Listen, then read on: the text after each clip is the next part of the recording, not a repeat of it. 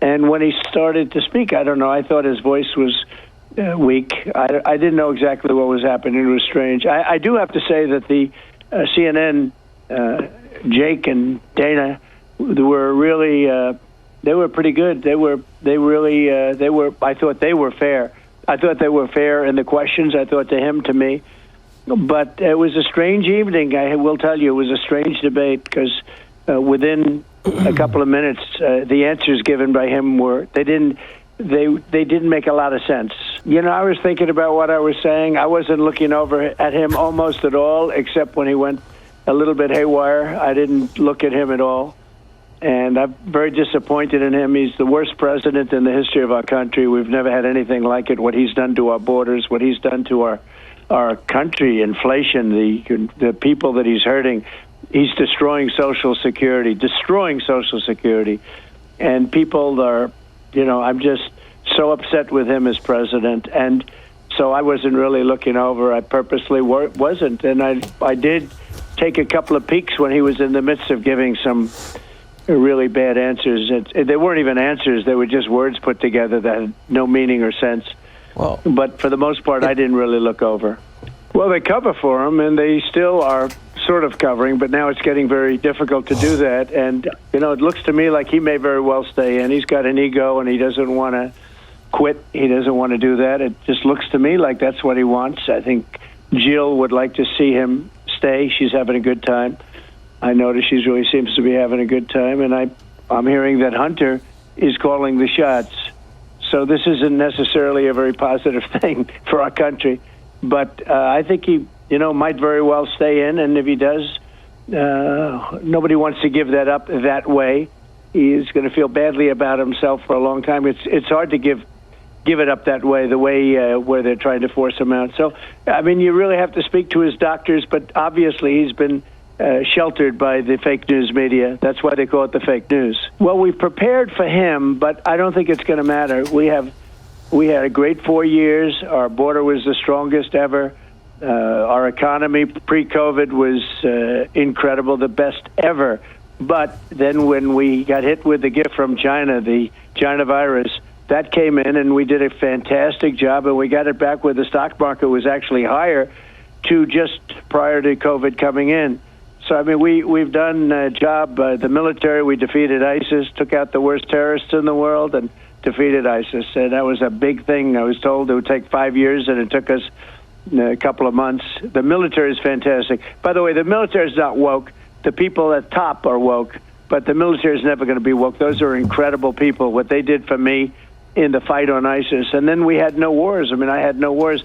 We're heading into World War III, in my opinion, with this man semi-running things, because he's not running things. The people that surround the Oval Office, the people that surround the Resolute desk, the beautiful Resolute desk, they're really running things in Washington, I suspect, and it's very bad. And, you know, he got them into the warfare and lawfare, many different terms you can use, but basically going after your political opponent, using the Justice Department, using local DAs, using local attorney generals, going after your political opponent.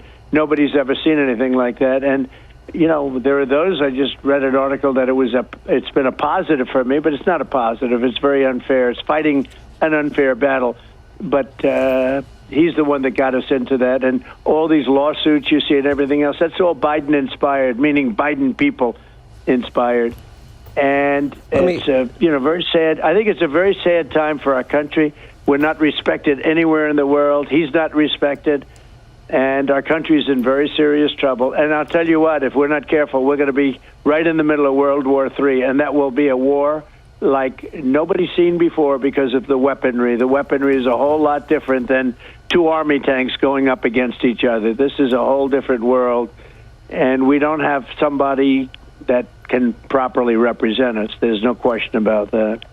Well, I think that it will be her. I think they are very concerned about the vote if it's not her. They are very, very, they're gun shy. They don't want to do it any other way. I've actually come to believe that's what they're going to do. I think she's an ineffective person. She was in charge of the border. She's never been there. She didn't do a good job, and she hasn't done a job on a lot of things. So, But it would seem to me that from a political standpoint, that's who they're going with. They're not even talking about alternatives.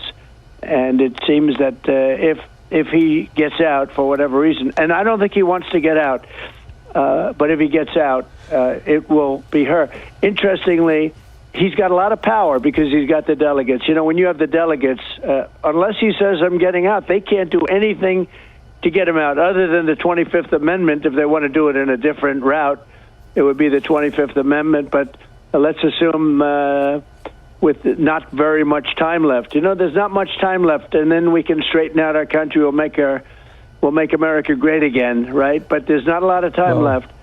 But I think unless they use the 25th Amendment, which they'd use in a different sense, he has all the power. He has the delegates. He doesn't have to get out. There's nothing they can do to get him out. So he'll get the nomination. He got the nomination, and then they'll have their meeting in Chicago. Terrorists are coming in, and they're coming in, Sean, from mental institutions and insane asylums. They're coming in from prisons and jails from all over the world, not just South America. They're coming in from the Congo and Africa. They're coming in from every part of the world, and some of these parts are rough parts of the world, and they're pouring into our country as prisoners, as mental patients.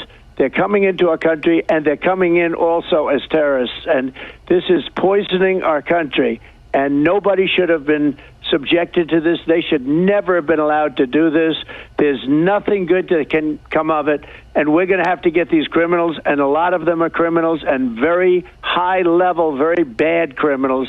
We're going to get them out. We're going to have the largest deportation in our history, larger than the Eisenhower deportation, and we have no choice. I don't want to do that, but this man has destroyed our country. And I say in rallies, I'm doing a big one tomorrow at Doral in Miami, I say at rallies that you could take the 10 worst presidents in the history of our country and put them together. They will not have done the destruction and damage as this man has done. He's been a horrible president, the worst president, frankly, the worst president in history by far. And by the way, Jimmy Carter's the happiest guy around because Jimmy Carter now is saying, you know, I mean, he was like a genius compared to what Biden is. His administration was brilliant compared to the Biden administration. So it's a very, very sad time in our country.